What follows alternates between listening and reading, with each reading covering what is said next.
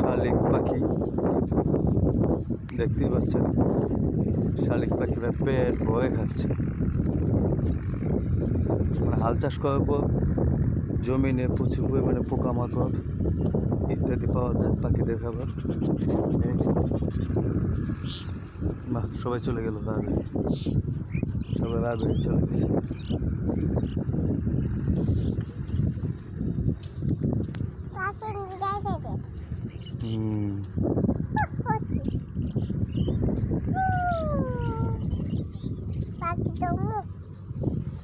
অনেক সুন্দর গ্রামীণ দৃশ্য।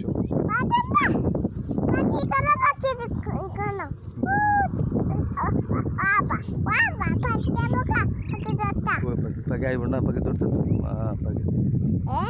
পাখি ধরা যাবে না।